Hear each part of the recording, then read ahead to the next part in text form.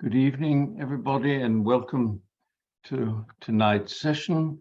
Thank you for joining us, and of course, special thanks to Tej from the Financial Times, who's our speaker tonight.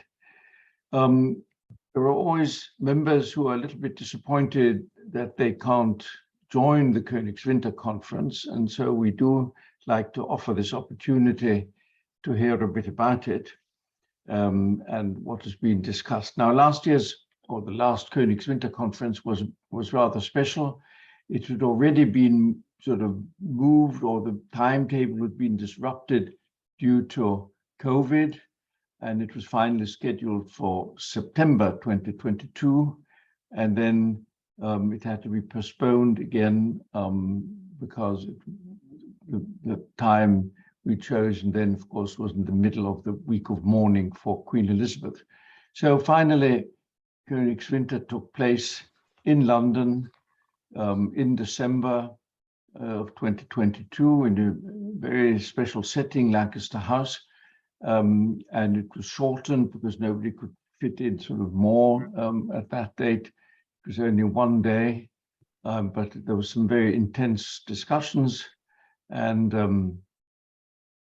as you saw in the invitation, the two foreign ministers should have been present, and James Cleverly was present, but Annalena Baerbock unfortunately was held up by the bad weather and was still sitting at Dublin airport when she was supposed to be with us in London. So all we got from her, and that was kind enough, was a video message which she did from her plane later in the evening. Anyway, that was Königswinter, and it was a really interesting conference with a lot of things that came up, and we're very grateful indeed that Tej, who was there, and as a journalist, of course, had a very special sort of look and his ears wide open, that he has kindly been available to talk to us about it. He will summarize what was discussed, and then, as usual, you will have a chance to put some questions. I would ask you, as I always do, to put your questions in the chat room so we can sort them out a little bit. The other two household remarks is that I would kindly ask you to mute your microphones. You're welcome to leave your cameras on so that we can see you, but please mute your microphones if you're not actually speaking. And the other thing I need to tell you is that the session, as usual, will be recorded so that those who cannot be with us tonight can then listen to the introduction and Q&A later. So, and with that, over to you, Tej. Thank you again. The floor is yours. Thank you, and good evening to everyone joining. So I first became part of the Königswinter network under the Young Koenigswinter program, and I first attended in 2018 and have been attending the various different formats over the last few years. And I would say that, this really was the first conference where it felt like there was a lot more joint collaboration on global issues. There are a number of reasons why that happened, but I think, it was largely the topics that we discussed. And what I hope to do is just provide you a little bit of the context and the background on behind the conference, and then kind of dig into the main talking points. So, this was the first face-to-face conference full face-to-face conference for a number of years following the pandemic and a number of hybrid events. So it was, particularly good to be face-to-face again after such a long time, and that's obviously crucially important when you're discussing such heavy topics.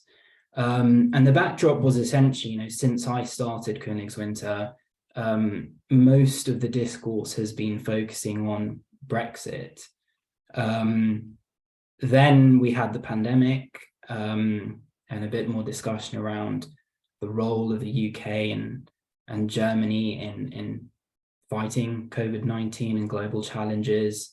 And then, of course, we had Russia's invasion of Ukraine, and that then led to enormous shifts both in German politics and foreign policy. And meanwhile, there was ongoing political upheaval in the UK. So we had a number of uncertain, huge black swan type events that Königswinter was really trying to digest after years of just trying to work out what was going on with Brexit.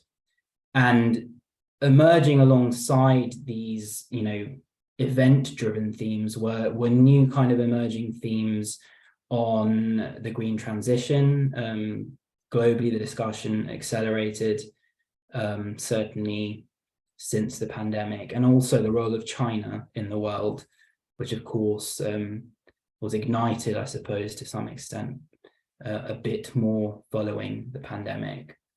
So it's quite fitting that the conference title was Protecting Security, Prosperity, and Our Values in a World That Is Being Transformed. And I think that really does hopefully set a good introduction to what the frame was here. Before, we were talking about mainly the transformation in the UK's relationship with the EU and to some extent Germany.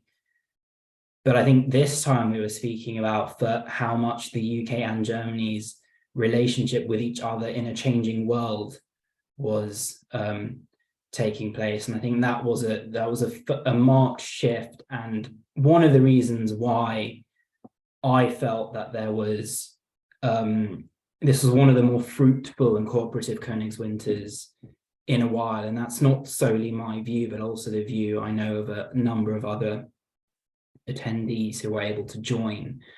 And as usual, it was a very strong guest list. We had representation, I think around 80 people in total, members of parliament, think tanks, journalists, and broader civil society as well, which was obviously great to get a range of perspectives on what were a number of very kind of beefy topics.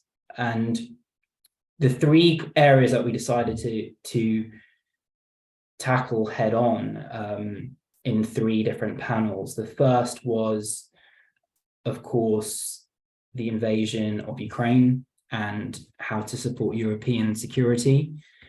The second was delivering on net zero. And the third was on globalisation, or rather slowbalisation, as it has been described or referred to in terms of the slowing of global integration and strains to the multilateral order. So what I hope to do over the next couple of minutes is really kind of take you through those panels and some of the key insights that I took from them, the questions posed, and some of the responses from those who attended. Before we kicked off, there was an introductory panel, which I think really did help to kind of set down the mark on some cross-cutting themes that were impacting the UK and Germany's response to the global challenges that we were discussing, and in particular were good markers, so to speak, of why collaboration between UK and Germany has become ever more important. And I think the thing that I took, there was a remark essentially about how both the UK and Germany over the last few years have had their own wake-up calls or realizations. And that was that, even if the UK can escape the EU, it cannot escape Europe. It cannot escape its geography. And obviously with Russia's invasion of Ukraine and the knock-on consequences for trade, oil prices and gas, UK knows that it needs to be collaborating with Europe and Germany in particular, even when it is outside the European Union. And I suppose the realization for Germany was ultimately that to some extent it had become too comfortable with the status quo that existed before, in the sense that you had energy supply from Russia, trade with China, and that has become to some extent upset with events over the last few years. So the first panel really underscored those reasons, and there was a general emphasis here. I think this was really the first time to dig into the response to Russia, and I think there was broad agreement that protectionism and moving inward in response to some of the undercurrents against globalization, whether it's Russia's invasion of Ukraine, whether it's elements of the pandemic that to some extent caused a lot of countries to look inward, there was general agreement that, you know, protectionism wasn't the answer, and ongoing joint dialogue between both nations was absolutely vital. And I think some of the successes of that collaboration over the last few years was put down, in particular, the response to Russia's invasion of Ukraine on the economic front, in terms of the economic sanctions against Russia that came through very quickly, and also the broader support given to Ukraine. I think one of the interesting counter questions that came at this stage in the conference, that is in the kind of the scene setting part of the conference, was it's all well and good that the UK and Germany have these opportunities for collaboration on global issues, and it's vital that they coordinate at that level. But how do they do so when they face domestic pressures, political pressures and social pressures at home? And I think this is a very interesting point, because what UK and Germany might feel are valuable goals for them to pursue at a global level and to collaborate on jointly may not necessarily tie with domestic priorities and domestic challenges. And I thought that was a very interesting pushback to make at that stage.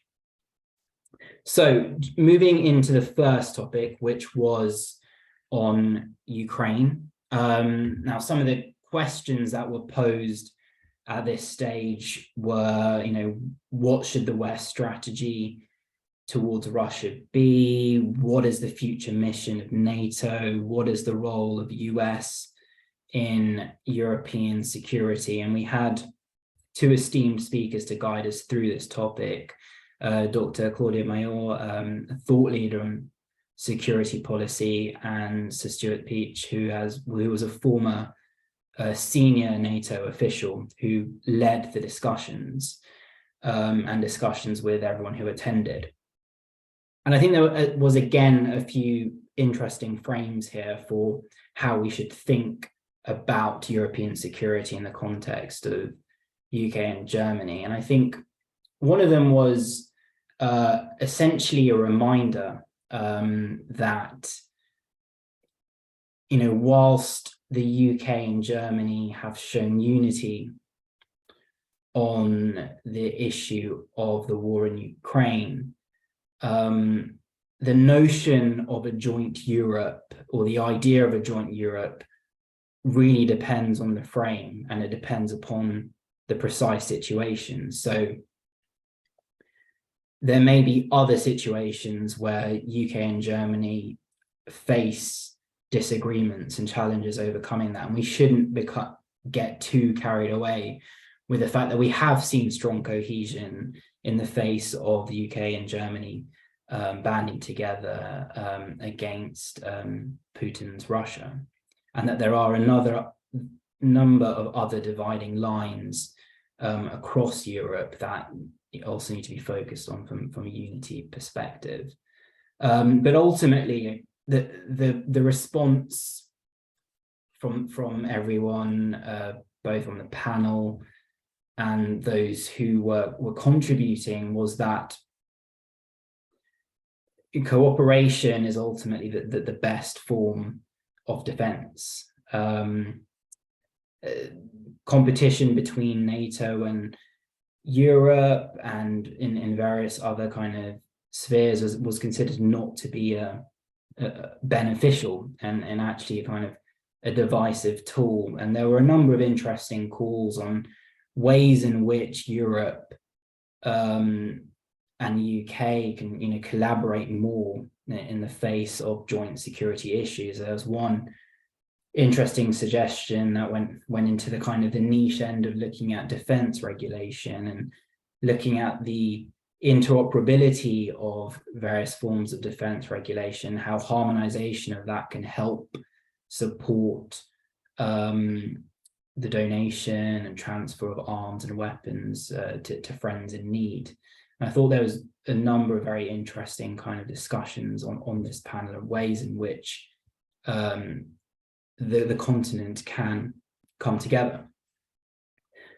I think what was an interesting push forward at this stage of the debate was that, whilst there's clearly a lot of work to be done in supporting Ukraine, there was an interesting look forward to what the state of the world looks like at the end of the war, if indeed there is one, and it isn't just an ongoing conflict that goes on in the background. And there were two ideas here. There was one in the sense that, both the UK and Germany need to support whatever a post-war Ukraine might look like, and there will be a fragile state on Germany and the UK's doorstep. But equally, what does a post-Russia look like, with post-war Russia look like, with or without Putin in power?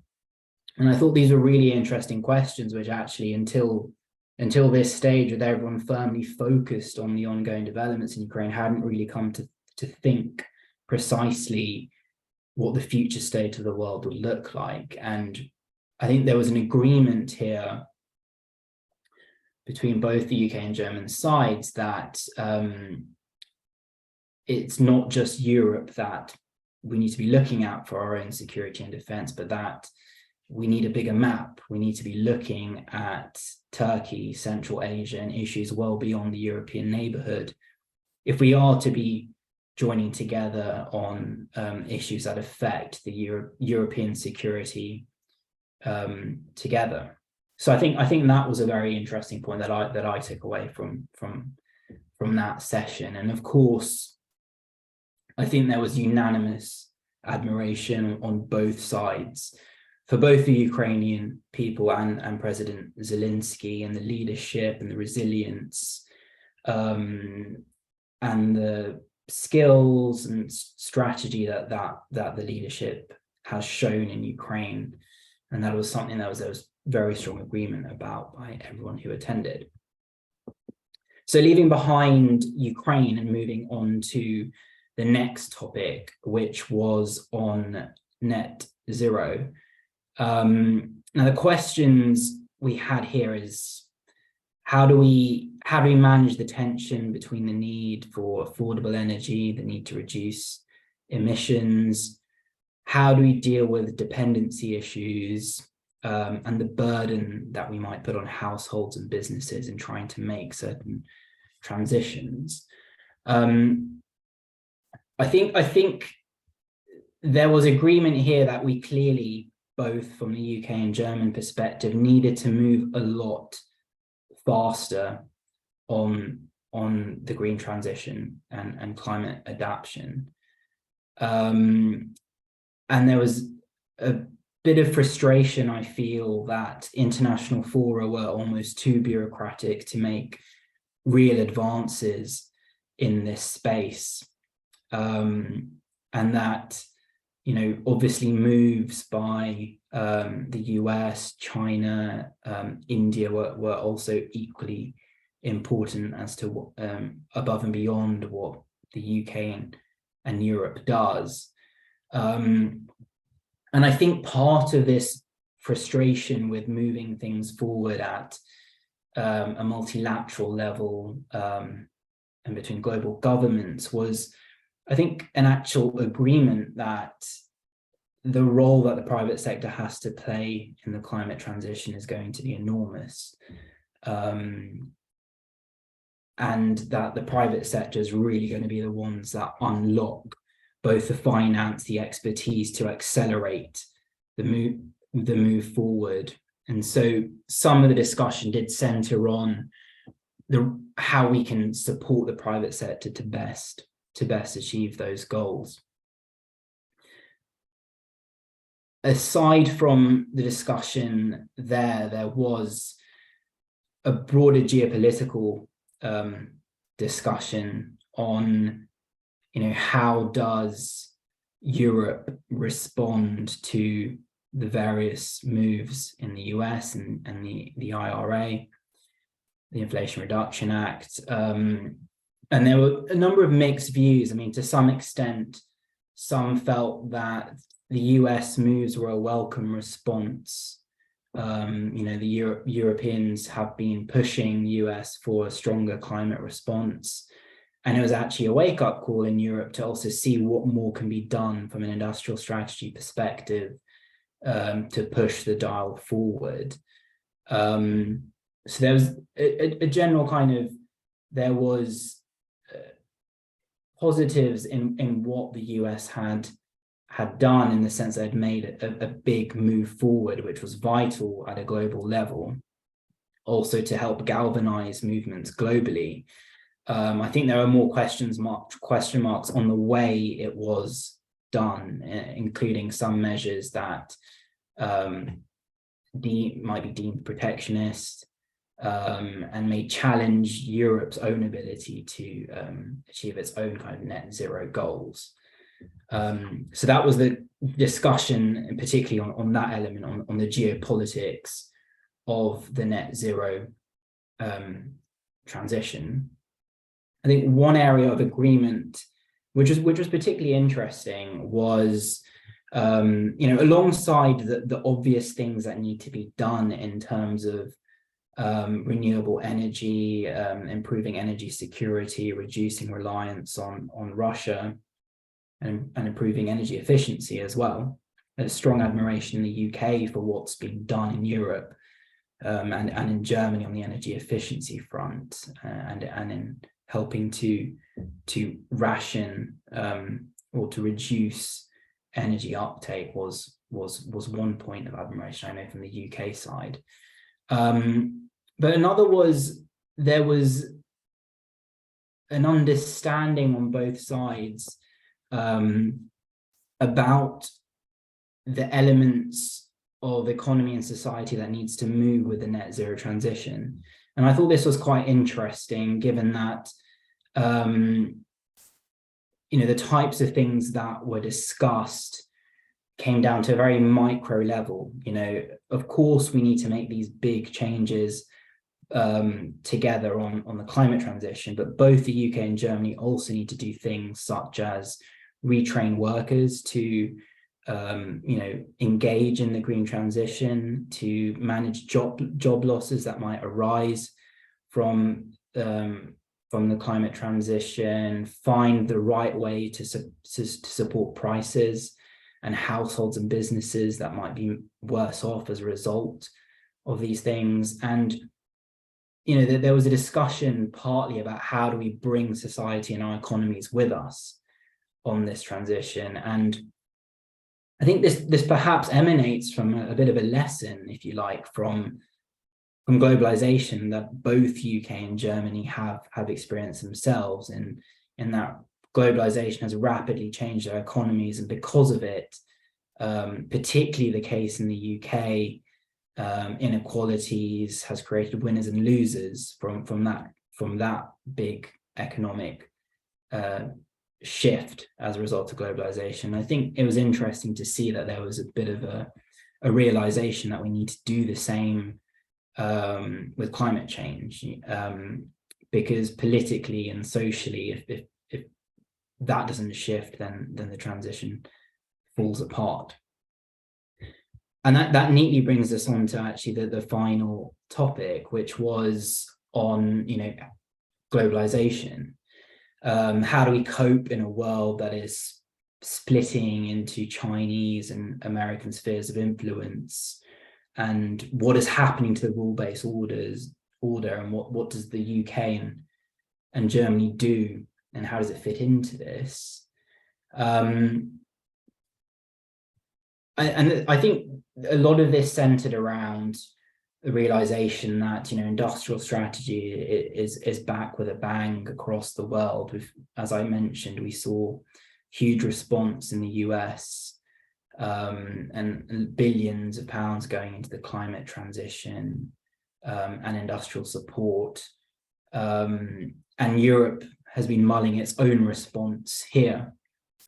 And, you know, there was a bit of concern in how Europe in particular deals with responding to the US and how it competes with the US on money, and how it maintains its advantage in this space.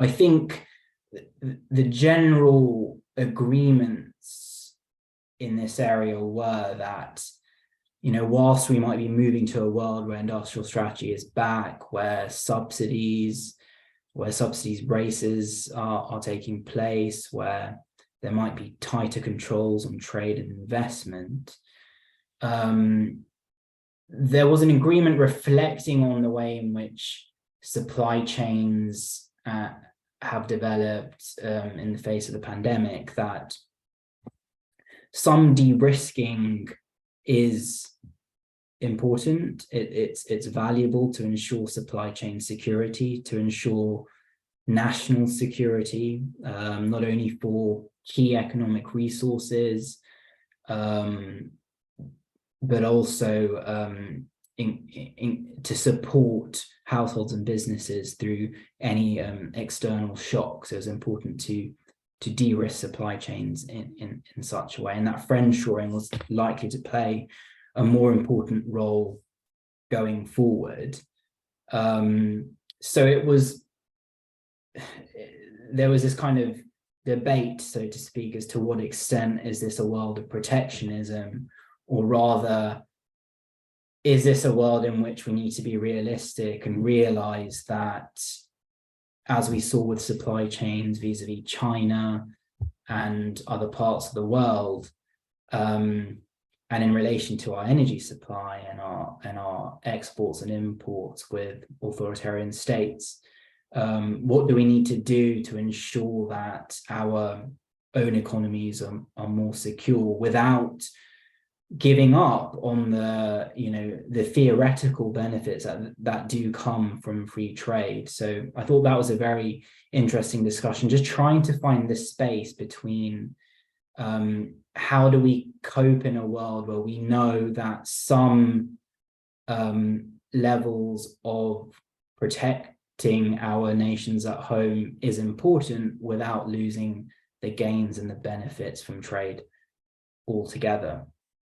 And one area of strong agreement, I feel, that came from this session was how to cope with an emerging China. And there was a sense there was a wake-up call was required. I think some of the attendees were alluding to the fact that, you know, China is on a mission around the world to try and raise its own influence and set the rules of the game, and setting standards, and, you know, really operating through bilateral diplomatic channels to gear its own influence and to divide and conquer, so to speak, in trying to build its own relationships with the rest of the world. And that both the UK and Europe and Germany do have more of a role to play here in pushing, well, if it's not pushing back on China, at least coming together to work out what is a joint response. And again, realizing that China is equally a partner in global growth, but trying to mitigate against some of the risks of that relationship. So I think this last panel was almost more of a challenging one, in the sense that we are really trying to hold firm to our values, both UK and German values for free trade, but also being more realistic in what is a new global order. So that's a very quick run through of all of the panels. As I said, I felt and was reiterated by both foreign ministers in their various remarks, whether that was in person or over video, was that, you know, UK and German strategic dialogue is ever more important now. I know that's a bit of a cliche, but firstly, the UK outside of the European Union only strengthens the need for the UK and Germany to build its dialogue. And given that the nature of the risks that Europe faces, and therefore UK faces by virtue of its geography and its trade ties, does necessitate a strong dialogue and coordination between both the UK and Germany. So this really did feel like one of the more fruitful Königswinters, and there was a lot of agreement on how UK and Germany should go forward on tackling these issues. And I think what was very refreshing also was sharing of best practice on how to do so. So those are my key takeaways, and I'm grateful for your thoughts and your questions. Right, thank you very much indeed. This was a very balanced and fair assessment, and all I can say really is that I came away with the same sort of impressions, and I see Marie, who was also there, nodding. So yeah, that was the general feeling. Perhaps before I look at the chat to see what questions there are, perhaps just one or two comments. One comment is there was a time at Königswinter, this was before the whole discussion over Brexit even started, sort of before 2015, when everybody was getting a tiny bit tired of these discussions. You know, we in Britain do it this way, we in Germany do it that way. There was sort of ping pong game going on, and people were getting rather tired of that. And then, of course, Brexit came along and dominated the whole discussion. And now, what I thought was remarkable, first of all, Brexit was not on. I mean, it was hardly mentioned actually, and we did not go back to this ping pong game. You said at one point, both sides, you used this expression, and of course it is true in a sense, but there was much less of a feeling of two sides, yeah. of a UK side and a German side than there was even quite a short while ago. Sort of even in the discussion, the dividing lines were between, I don't know, the governmental people and the non-state actors, or between different interests, or perhaps age groups or whatever. But this sort of, you know, UK here and Germany there is no longer of any interest in the eye of, or in looking at the sort of challenges we have to meet together. The other thing that struck me was that in the years following the referendum, every time some UK delegates would come up to German delegates, especially in the evening, sort of standing at the bar, and say, can't we have some special arrangement between Britain and Germany, and do we have to do everything through Brussels? And all the Germans could say, whether governmental or non-governmental people, all the Germans could say, no, it's between London and Brussels, and you'll have to sort it out. Now, of course, this has been sorted out. Hopefully, even Northern Ireland's been sorted out. And so, of course, there are some issues that are not European, but to be discussed with Brits and Germans. And that in a way is a new sort of a point. So perhaps I'll just leave it here and look at the chat and see what we have. There is Peter Brock from Düsseldorf, and he says, all the global issues apart, but what was your take on the bilateral German-British issues that keep our friendship in the future? I'm lacking a joint agenda like school exchanges, university cooperations, work placements, R&D, industry cooperations, bilateral cooperations on the burning issues. And he goes on, thank you so much for this report. It brings Königswinter Conference closer to our DBG membership. Yes, of course, that's perfectly true. This is the point. I am a young Königswinter alumnus of 1991, so can't quite remember anymore what happened at the time. Peter. So what's your take on that, Ted? Yeah, so I recall the discussion between James Cleverly and the German ambassador, and the discussion that took place around then with attendees, and they did really put the marker down then that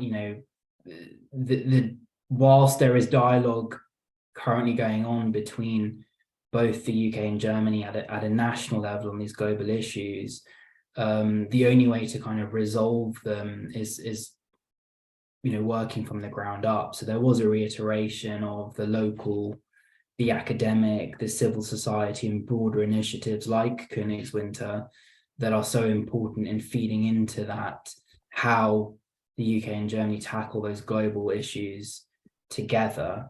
And I think those elements are vital. I did mention sharing best practice, but often that is the case. If you look at business organizations in the UK regularly looking to the German Mittelstand for examples in the way in which managerial practices and best practices as well in industry, and equally in terms of university collaborations, I think there was a sense with developments, Brexit developments over the last few years, that the ties for some of these things might weaken. So particularly on things such as R&D cooperation in relation to Horizon 2020 and broader exchanges in relation to freedom of movement and immigration barriers. But I think a lot of these things feel like there is now kind of movement going forward, particularly on the UK side with the government we have in place at the moment. Obviously, with the deal we saw earlier this week, there was encouraging signs around Horizon 2020 and more ongoing, the need for open dialogue and collaboration between the UK and Germany is really kind of underscored, I think, post-Brexit and under this government. Yeah. Perhaps if I can briefly add to that, because I spoke to someone from the British government who also attended the conference afterwards, and he shared our assessment of the conference feeling very productive, for the first time again, and everything that we talked about. But he also mentioned that he was a little bit sad that we didn't speak so much about strictly bilateral topics. But then again, similar to what Ted just said, I believe, for a start, the conference had to be reduced to 1 day instead of 2, as it was originally planned. And there were just so many big issues that we needed to talk about, that perhaps, it sort of fell a bit to the wayside. But then again, probably now would be a lot, a much better time to discuss these issues, just because now, the situation has just changed. And I think that back in December, there wouldn't have been much productive that, would have come out of that. Yeah. I would add perhaps just one thing to that. The delegates at that particular Königswinter Conference were not the kind of people who would have all that much to say about exchange programs and city twinnings or town twinnings and these kind of things. And probably at some point there will have to be other fora where people from local communities come together and really go into sort of the details of these kinds of issues.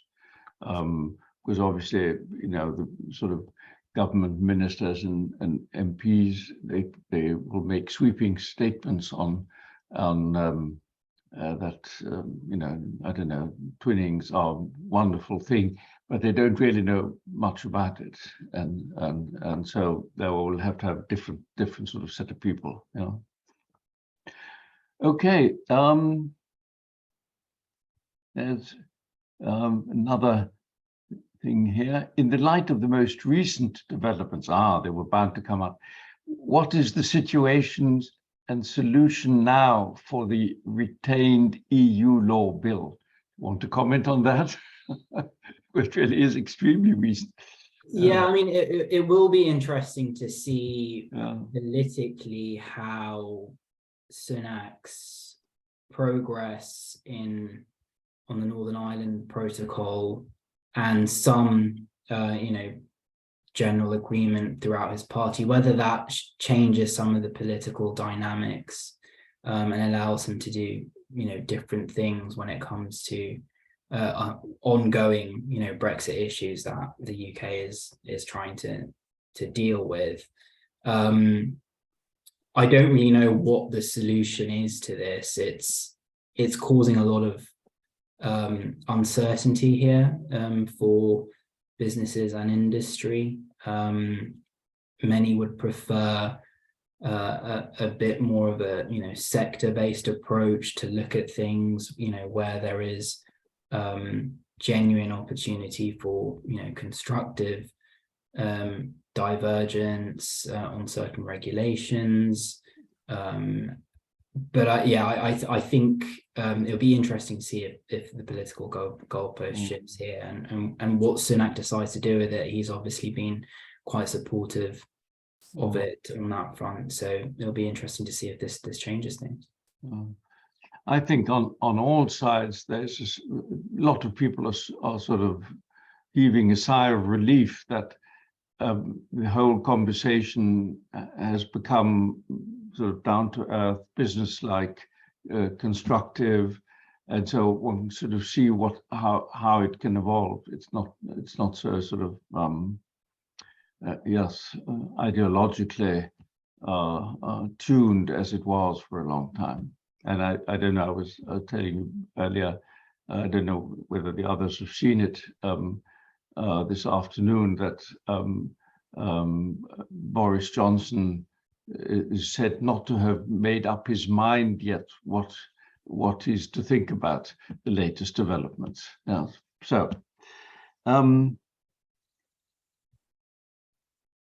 yes, indeed.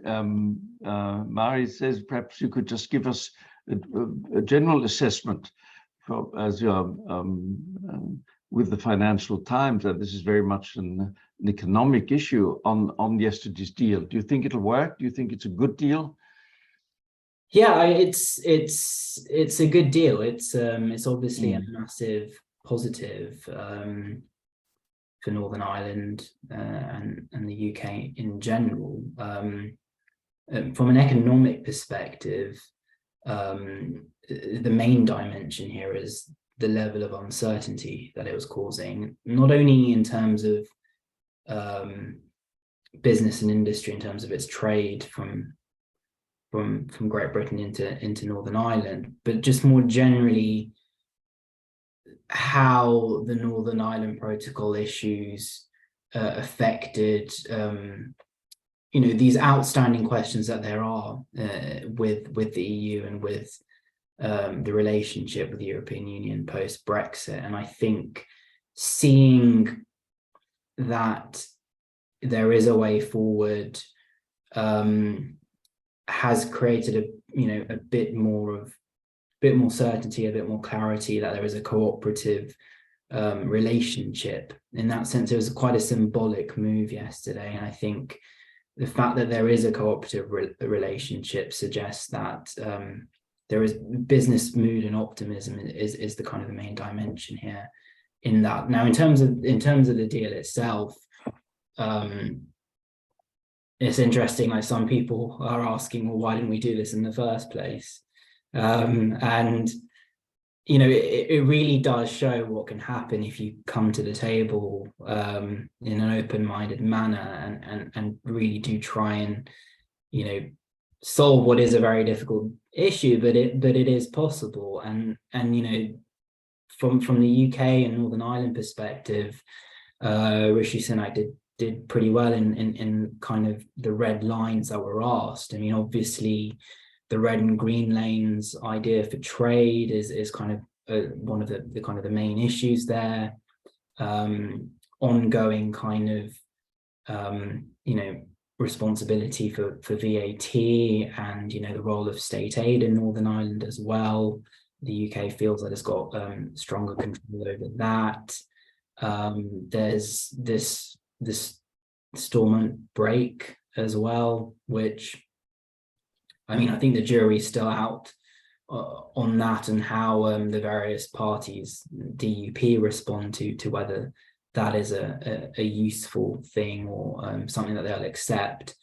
But I think it will go a longer way to I think one of the key issues was Northern Ireland not feeling part of the union or separated from the union as a result of the previous arrangements, and just things around medicines, plants, and various other kind of things being imported a lot more easily are huge positives. So I think it was very successful, and as I said, symbolically, if it means that this is ongoing cooperation going forward, then I think it's going to be beneficial both to the UK and the EU. Yeah, fair enough. Just to come back to Königswinter and Ukraine in particular,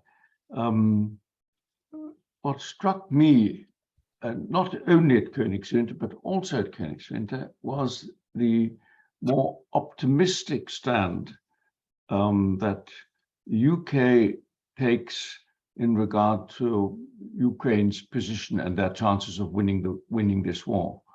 I mean, the briefs that come out of, what is it, MI6, I think, every day, they're always extremely optimistic, and it always says, another Russian tanks have been destroyed and so many soldiers have been wounded and so on. And this is rather different in this country because people here are much more cautious in assessing the chances. I suppose there's some sort of policy issue involved in that. What does the UK government want people to believe, and what does the German government want people to believe? But still, did it strike you, and do you have a take on that? Why this is so? Yeah, it's interesting. Part of it could come down to just the psychology of it ultimately, in wanting to be more positive about it, given that we know that we only want one outcome from this on the UK side. I suppose on the continent, there might be a greater sense of fear and anxiety, which might be kind of reining in some of the positivity and bringing a bit more of a pragmatic and realist view to things.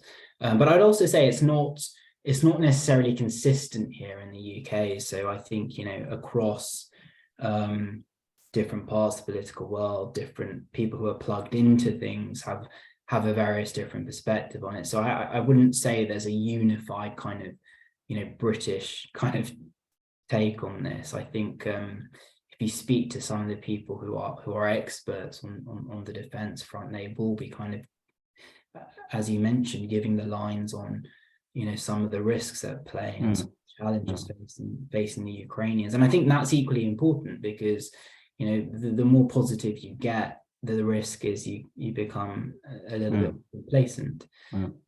So, you know, I think it's important, if there is a bit more optimism on the UK side and a bit more realism on the Germans, I think it's good that we unify those viewpoints in some way. I suppose you're right. So anybody else who would like to come in? I can't see, our time is nearly up, but yes, please. I just wanted to know, regarding the green transition, you said that there was that everybody thought that the private sector should go forward and that their action is needed. Do you see that it takes place? Yeah, I mean, it's an interesting one. I think the reason why, so this kind of stemmed from the discussion around bureaucracy at a multilateral level and trying to move things forward and trying to get government commitments and funding. And the sense was that, you know, private sector, whether it's construction industry, whether it's the experts in, you know, wind farming and making components, this is where the movement is really going to need to happen. And also, this is where a lot of the money is. If we look at, you know, enormous fund managers, the huge potential in private sector funding. So to your question on whether they can actually move, you know, we are seeing some movements in this space, but I think the response needed from governments, if they think that, you know, look, we can't move the bureaucracy and we can't move the funding quickly, then I think what's important for the UK and Germany is to really share best practice on how they can provide the right environment for the market to do things going forward. And what I mean by that is, you know, there's already ongoing discussions on how best to set pricing structures and auctions for renewable sectors, how best to use incentives to encourage the right types of spending on climate change, how best to train people up. I mean, that's partly the role, if you like, of the government in making sure the education and training budgets feed into the private sector in terms of the necessary skills. So yeah, I mean, the private sector, of course, cannot do it alone, and the governments need to help provide the facilitating environment for it. Thank you. Yeah. Okay, thank you very much. I can't see anybody else who wants to come in, and we have got to the end of our time. So thank you very much indeed. It's been delightful listening to you. And as I said earlier, I think you gave us a very balanced assessment. And so I hope we'll see each other again at future conferences. And to all of you, thank you for joining us. And we'll be in touch of all kinds of things anyway. Thank you. So with that, have a nice evening and all the best to you.